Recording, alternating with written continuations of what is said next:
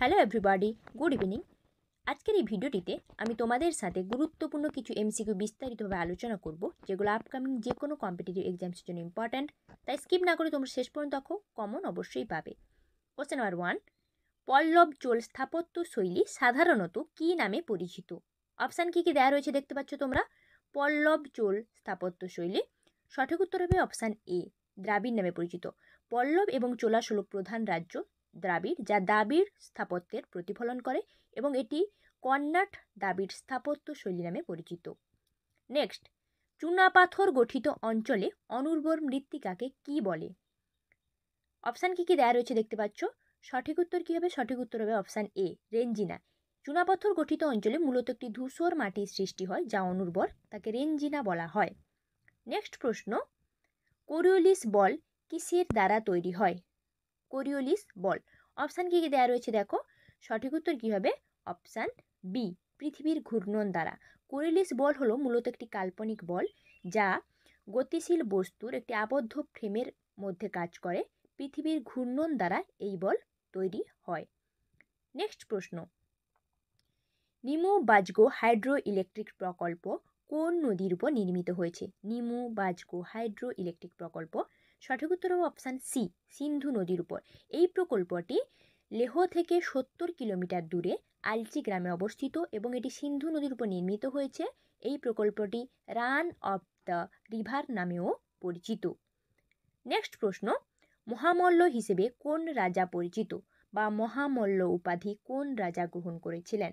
একই প্রশ্ন, সঠিক উত্তর হবে অপশান বি, প্রথম নরসিংহ বর্মন। পিতা মহেন্দ্র বর্মনের মৃত্যুর পর উনি পল্লব বংশের রাজা হিসেবে নির্বাচিত হন এবং সিংহাসনে বসেন এবং মহামল্ল উপাধি ধারণ করেন। নেক্সট প্রশ্ন, ভারতের প্রথম বেতার সম্প্রচার চালু হয় কত সালে? অপশান কী কী দেওয়া রয়েছে দেখতে পাচ্ছ। সঠিক উত্তর হবে অপশান এ, 1927 সালে মুম্বাই এবং কলকাতায় দুটি ব্যক্তিগত ট্রান্সমিটার দিয়ে ভারতে বেতার সম্প্রচার প্রথম চালু হয় এবং 1930 সালে এটি জাতীয়করণ করা হয় এবং ভারত সম্প্রচার পরিষেবা নামে পরিচিত হয়েছিল। 1957 সালে এর নাম আকাশবাণী রাখা হয়। নেক্সট, ভারতের কোন মহিলা খেলোয়াড় প্রথম অলিম্পিক পদক পান? কোন মহিলা খেলোয়াড়? সঠিক উত্তর হবে অপশান ডি, কারনাম মালেশ্বরী।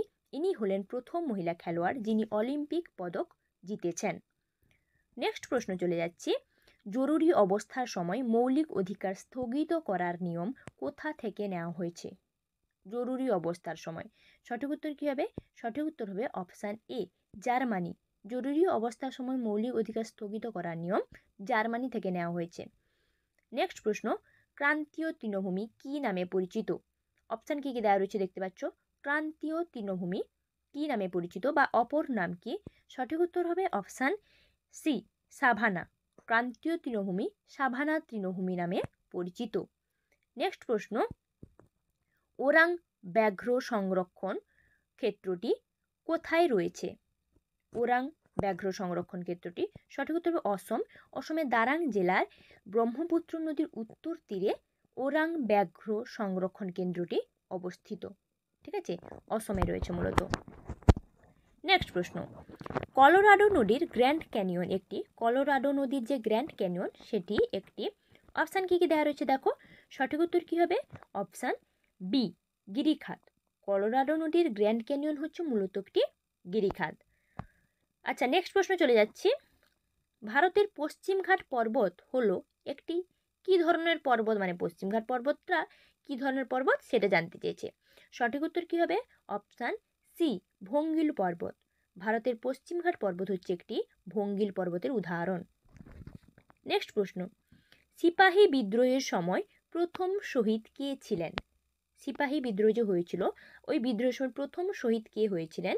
সঠিক উত্তর হবে অপশান ডি, মঙ্গল পাণ্ডে। সিপাহী বিদ্রোহের প্রথম শহীদ ছিলেন মঙ্গল পাণ্ডে। নেক্সট প্রশ্ন চলে যাচ্ছি, বাংলার মুকুটহীন রাজা কাকে বলা হতো? মুকুটহীন রাজা বা মুকুটহীন রাজা হিসেবে কে পরিচিত ছিলেন? সঠিক উত্তর কী হবে? অপশান ডি, সুরেন্দ্রনাথ বন্দ্যোপাধ্যায়কে বাংলার মুকুটহীন রাজা বলা হতো। নেক্সট প্রশ্ন, ফতেপুর সিক্রি শহরটি গঠন করেন কে? গঠন করেন ফতেপুর সিক্রি শহরটি? সঠিক উত্তর কী হবে দেখে নেব। সঠিক উত্তর হবে অপশান ডি আকবর। ফতেপুর সিক্রি নামক শহরটি আকবর গঠন করেছিলেন। নেক্সট প্রশ্নে আমি চলে যাচ্ছি। ফল সংক্রান্ত বিজ্ঞানকে কি বলা হয়? মানে যে বিজ্ঞানে ফল নিয়ে আলোচনা করা হয় সেই বিজ্ঞানকে কি বলা হয়? সঠিক উত্তর হবে অপশান সি, পম্পোলজি। ফল সংক্রান্ত বিজ্ঞানকে পম্পোলজি বলা হয়। ঠিক আছে, নেক্সট প্রশ্ন, সমুদ্রের জলে মশা জন্মায় না কেন? আমরা তো জানি যে মূলত জলে মশা জন্মায় বা জমা জলে, তো সমুদ্রের জলে মশা জন্মায় না কেন? লবণাক্ত জলের জন্য।